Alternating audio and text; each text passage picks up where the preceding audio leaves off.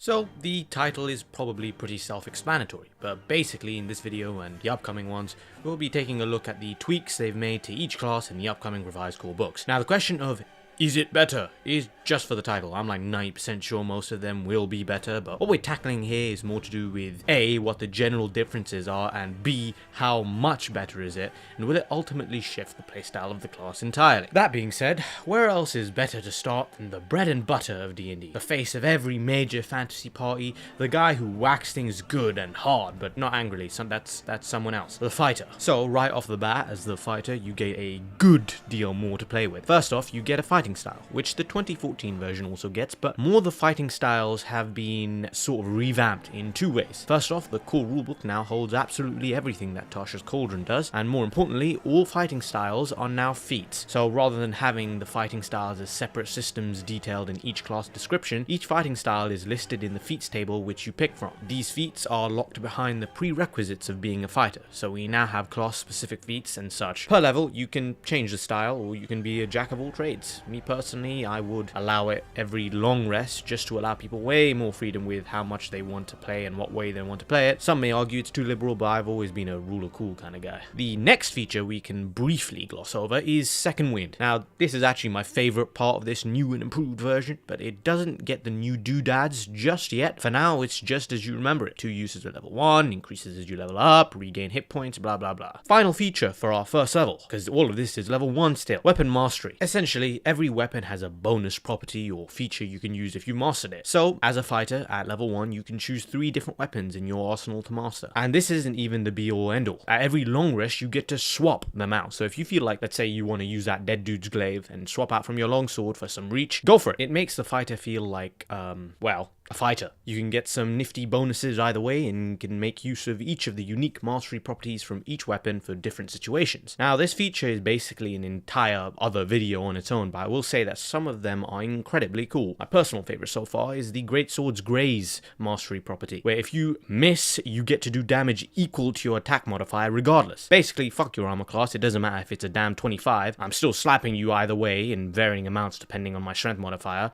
Next level. That was all level 1, bro. We're just getting started. Now go for 2. The usual with Action Surge, but that's not what we're cooking with here. At level 2, the fighter gains the trait known as Tactical Mind. Essentially, you can use a charge of your second wind to add that 1d10 onto any failed ability check. Any ability check. And you know what? Hold my beer. Because if you still fail, that charge isn't expended. That is an incredible addition for the fighter's kit. Correct me if I'm wrong, but I'm pretty sure 5th edition at its base had basically no traits for the fighter which weren't centered around combat. Now the fighter has the versatility to use a core mechanic like Second Wind in almost any ability check. The fighter finally has a mechanic outside of combat, and it's a whole 1d10 extra. My god, throw in a guidance or a bardic inspiration and you got one hell of a combo wombo. And here's a big one, level 3. The one where you graduate from being a paper tiger that gets knocked down by breathing the wrong way. Subclasses, for the most part, minor tweaks from the look-sees of it, but the Battle Master got their entire extended maneuver list from Tasha's transferred and slapped into the core rulebook. You'll love to see it. For those of you who can't decide whether you want to smack a dude with a sword so hard he explodes or just cast Fireball, the Eldritch Knight has slightly changed. So before, you could main action cantrip and then bonus action attack. Now you can simply forego attack actions as cantrip actions. What this means is extra attacks can be used to cast cantrips as well as normal attack, allowing you to, let's say for your main action attack, you swing your big sword, and then with extra attack, rather than swinging again, you can instead throw out a Ray of Frost as a cantrip. Never let them know your next move. Also, Sire Warrior is also now a main core book content thingy now, but I don't really care about that. Level 5, starting to get into the big leagues now, boys. Tactical Shift is the main addition here. Yet another use of Second Wind. They are giving some lavish and much needed expansions on this particular trait. It functions pretty similarly to the Monk's Step of the Wind. Expend a charge of your second wind, and you immediately get to move half of your movement speed as part of that bonus action, not taken off your total movement speed, of course. And for that movement, you do not provoke any opportunity attacks. One of the big problems with fighters on barbarians here were their maneuverability. Having to jog 50 feet to get to the big bad before he teleports again is a serious hassle, especially when the likes of rogues just cunning action dash, or monks. Well, monks just, movement is a myth to monks. Them motherfuckers just turn into the Flash. Fighters and barbs, not so much. tactical shift is a nice dog bone for wizards to throw in response to that. A hop, a skip, and a jump to level 9. Basically the height of what your characters should get to, because no sane dungeon master will ever dare to continue a campaign beyond this point. For beyond this point is the realm of insanity and mind-bending fuck you abilities. For now, however, we gain the absolutely cracked ability of Indomitable. And when I say cracked, I mean cracked. The original version of this feature basically lets you reroll a failed saving throw, but you have to stick with the reroll, even if it's worse, like a 1. Not quite Indomitable, very much Domitable. The new version? Oh boy, failed a saving throw. No worries, just reroll that bad boy. Nothing different so far. But catch this. Add your total fighter level onto the new roll. Now, remember what level you get this ability at? What was it? Level 9? You get a +9 onto whatever check you are making. That is actually busted beyond belief. Holy hell.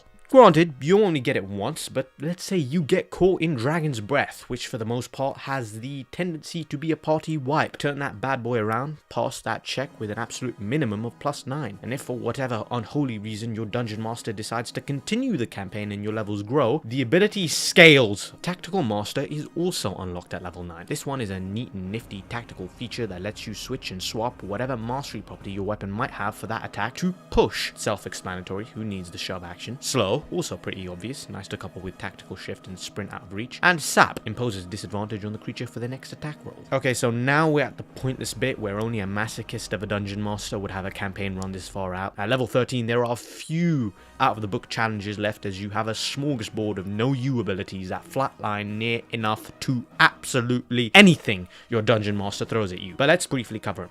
At level 13 you get studied attacks. Essentially, if you miss an attack you get auto advantage on your next attack. Couple that with the Gray's mastery property, you attack, you miss, you do damage anyway equivalent to your attack modifier, and then basically double your odds of hitting the next one. No way to escape getting whacked around the head with this beast. And the final change. Very few of us will ever actually get to play this ability, and with good reason. At level 19, it seems all classes, like fighters, get access to epic boobs. Sorry, that was infantile. Epic boons. Basically, ultra feats you get for level 19. Pick one and that's your baby. And let me say, the epic is not for nothing. So when you pick a boob, each one automatically raises one of your stats of your choice by 1 to a maximum of 30. This is insane. It means that the previous cap on your maximum stats, which were 20 or 22 or whatever the hell gets altered by whatever magical item you're using, is removed, and now you have a theoretical max of 30. How you get there at the point of level 19 where you get no more stat boosts is beyond me, but that's a nifty thing to keep in mind. Secondly are the main features of the boobs themselves, which are busted in their own right. So a single example which is floating around is the combat prowess boob. Basically says, did you miss? Now you didn't, but only once per turn. So you only basically auto hit once per turn, which is more than enough. So yeah, those are all the main changes to the fighter. Overall, I'd give this a solid 7.5 out of 100 in terms of improvements. You get way more out of this toolkit of this variation for this fighter compared to the Whack Whack Whack Focus 2014 edition. This version can disengage and run, second wind for all sorts of purposes, and swing any which weapon you throw at him with sufficient mastery. Anywho, subscribe or I'll throw a Tarrasque at you.